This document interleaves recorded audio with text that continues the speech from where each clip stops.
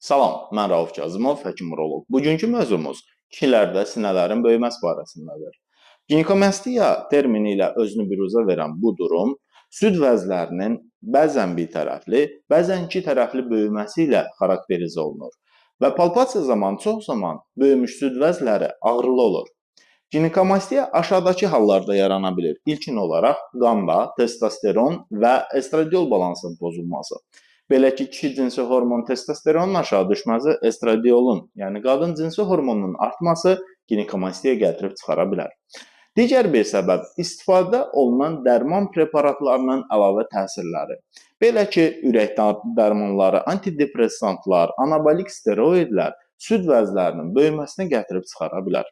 Növbəti bir səbəb bəzi vəzlərdə olan şiş proseslərdir. Söhbət hipofiz vəzindən, böyrək üstü vəzdən, xayalardan gedir. Başqa bir səbəb adenomadır, yəni ki, prostat vəzin yaşla əlaqədar bir dəyişikliyidir ki, bu zaman prostat vəzinin böyüməsi yanaşı olaraq ginekamastiya ilə özünü büruzə verə bilər, amma belə yanaşı uyğunlaşma olmaya da bilər. Başqa bir səbəb tireotoksik zobdur.